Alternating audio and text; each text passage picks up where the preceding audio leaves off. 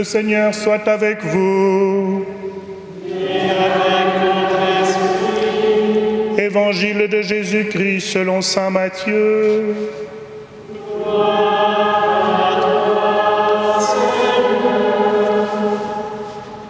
En ce temps-là, Jésus disait à ses apôtres : « Celui qui aime son père ou sa mère plus que moi n'est pas digne de moi. Celui qui aime son fils ou sa fille plus que moi n'est pas digne de moi. Celui qui ne prend pas sa croix et ne me suit pas n'est pas digne de moi. Qui a trouvé sa vie la perdra, qui a perdu sa vie à cause de moi la trouvera. Qui vous accueille m'accueille, et qui m'accueille accueille celui qui m'a envoyé. Qui accueille un prophète en sa qualité de prophète recevra une récompense de prophète. Qui accueille un homme juste en sa qualité de juste recevra une récompense de juste. Et celui qui donnera à boire même un simple verre d'eau fraîche à l'un de ses petits en sa qualité de disciple, amen, je vous le dis, non, il ne perdra pas sa récompense. Acclamons la parole de Dieu.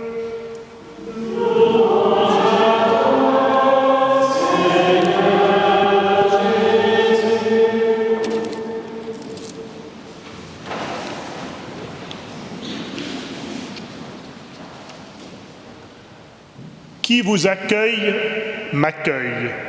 Et qui m'accueille, accueille celui qui m'a envoyé. La première lecture que nous venons d'entendre est la parfaite illustration, l'exemple on ne peut plus adéquat de l'évangile de ce dimanche.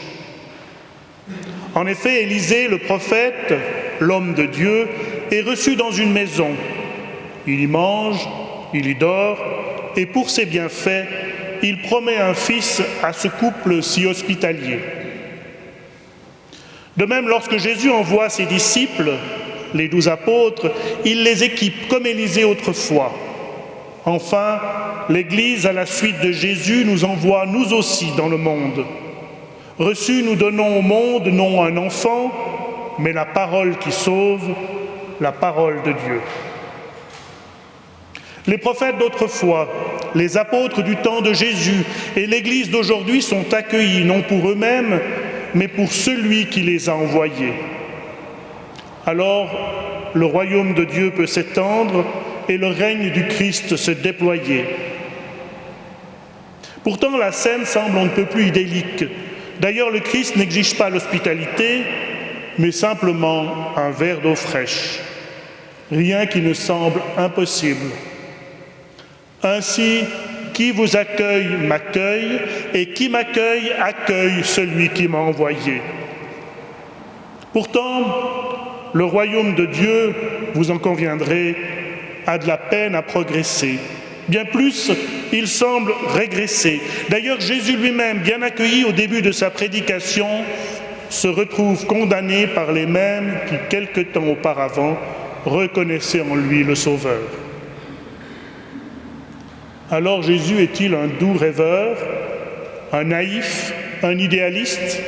Se rend-il compte de la réalité? Ne devrait-il pas être un peu plus pragmatique? Si nous répondons par l'affirmative, alors Jésus n'est qu'un personnage, innocent certes, que l'histoire va broyer. La foi n'est alors qu'une douce illusion, un rêve d'un monde meilleur, peut-être plus fraternel. Mais nous le savons tous, chers frères et sœurs, Jésus n'est pas un doux naïf, promettant monts et merveilles. Non, Jésus de Nazareth est le Fils de Dieu, le Verbe de Dieu fait chair en notre chair, et sa parole retentit dans nos mots. Si nous y voyons peut-être quelque imperfection, les paroles de Jésus sont d'abord esprit et vie. Elles ne promettent pas seulement, mais elles accomplissent le dessein du Père.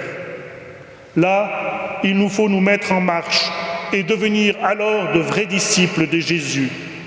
Alors nous sommes envoyés en mission, mais premièrement et fondamentalement, il faut faire la place il faut accueillir cette parole de Dieu, ce Verbe fait chair.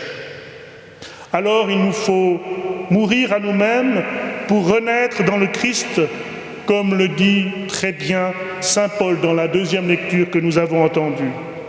Cette mort, c'est celle du Christ. En effet, Jésus n'est pas qu'un prédicateur, si génial soit-il, il est celui qui sauve le monde, non en parole, mais en acte et en vérité. Alors, pour être de véritables disciples de Jésus, nous faut-il suivre sa trace, prendre sa croix, et avec Jésus, mourir et renaître à la vie éternelle. C'est la signification même du baptême que nous présente saint Paul. Nous sommes plongés dans l'eau comme Jésus est plongé dans la mort, mais nous ressortons purifiés avec le Christ ressuscité. Alors le début de l'évangile de ce dimanche s'éclaire d'une lumière toute nouvelle. La première chose à faire pour un chrétien est de renoncer à tout, même à soi-même, pour gagner le Christ. Et l'ayant gagné, étant devenu un de ses disciples, il est alors possible de l'accueillir et de s'accueillir mutuellement. Le royaume peut alors s'épanouir, mais, et c'est là l'essentiel, le royaume a semé la parole de Dieu et cette semence n'a pas été vaine. À chaque messe, nous proclamons la mort et la résurrection de Jésus. Nous mangeons un peu de pain et buvons un peu de vin. Ils sont l'aliment nécessaire et indispensable pour le royaume de Dieu. Ils montrent que nous préférons à tout le Christ. Fort de cet aliment, mais surtout fort de cet amour que Jésus nous offre, nous pouvons par notre présence, par notre humanité, par nos liens de parenté comme d'amitié, travailler à un monde vraiment meilleur que Jésus, là où Jésus veut nous accueillir.